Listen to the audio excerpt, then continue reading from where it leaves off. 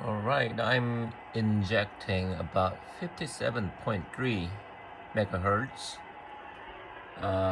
from my trusty old HP606A signal generator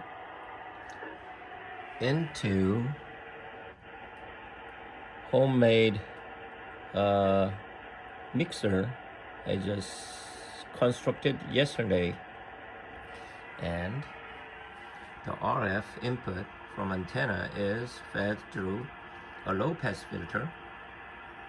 I want to avoid interference from FM broadcast, and that output from the mixer is fed to none other than Swan 250. I like this 6-meter rig, but the 6-meter activity is not exactly very high, so I wanted to utilize it to receive HF band. So there we go. 57.3 means this should be the 7.0 megahertz. So here we go.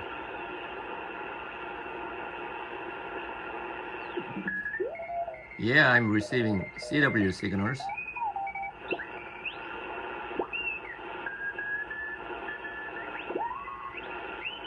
And I should get close to FT8.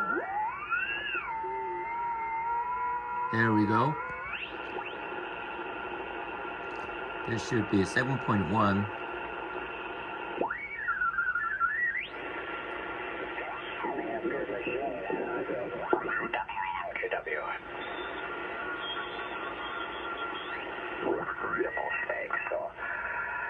Put down 43 radios and made a radio plate out of some aluminum. Don't sound good either. Don't too many people that like to sit there and listen to their own voice. Comments there for Rick.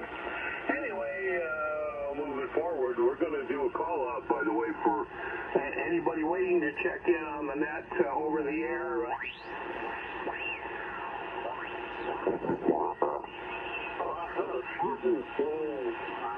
And he's recovering from those.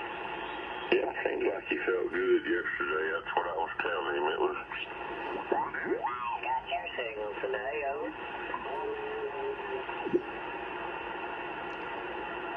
This should be 7.2. Contacts are it's really important to get that, particularly when you're listening to something at a real low volume, to have those contacts be exactly mixed. That's true. I don't know if they even know how the English language works, or even how any language works anymore. Yeah, that's it. The English language is disappearing. Okay, great. Thank you for this.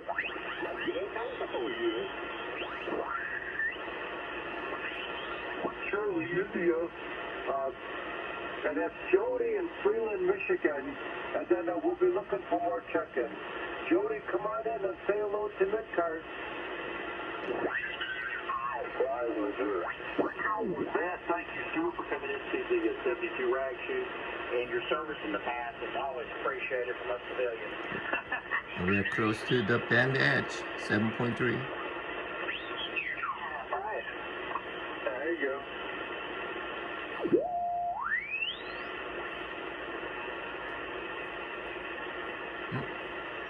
Those short wave stations, I guess. Alright, now I have 40 megahertz, and that should give me 10 megahertz signal when I tune to 50.0. That's here in AM mode.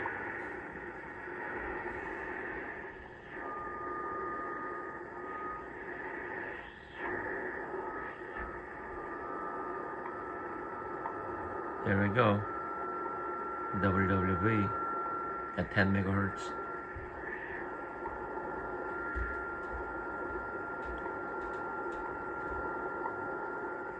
Now, unlike 7 megahertz, I'm just feeding 40 megahertz instead of 60, so it's non-inverting. USB comes down to USB. I had to feed 50.73 for 7 megahertz because 250 is only USB rig. So in order to receive LSB, I had to invert the signal.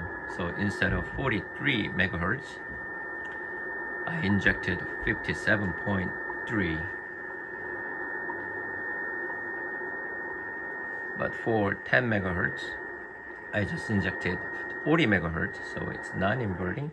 So diodes track exactly what it should be. So it should be on 10 meter handband. There's FT8.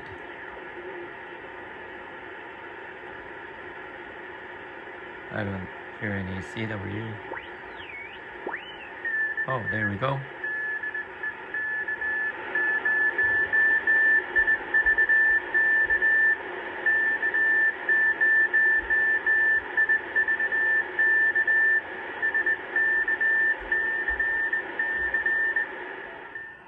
Now this is 20 meters. I'm injecting 36 megahertz into the mixer. So 36 plus 14 is 50. And the diode is gonna track exactly where it should be.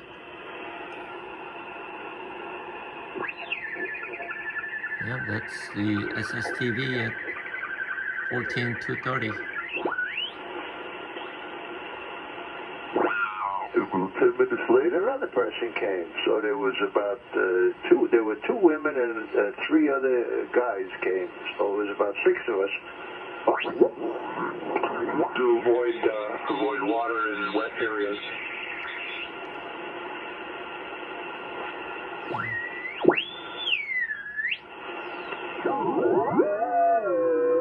FT8 at 14.7 something.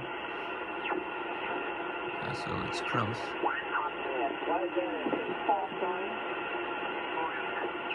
And I'll take it from there.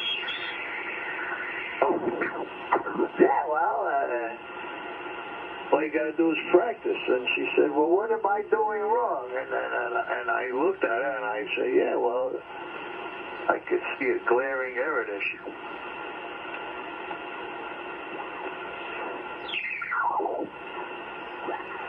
The tuning is really smooth. I'm used to Drake's, which the tuning rate is 25 kilohertz per turn. This one is much slower. Let's see. Here, one turn gives about 15 kilohertz. So tuning rate is slower, and so it's easier to tune.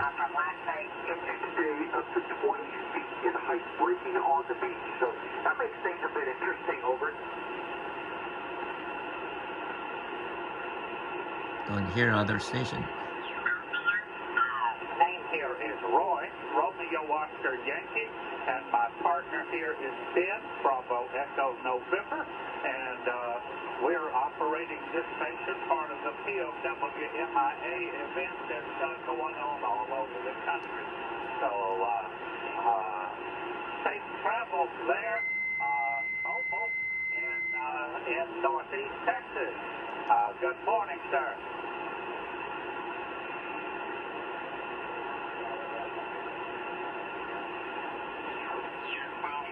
Coming back, 73 from N4DRB. 73 N4DRB, this is W1AW/0.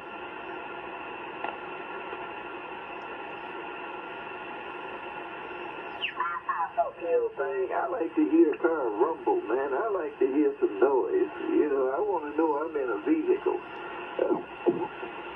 Okay, I think that's enough for 20 meters.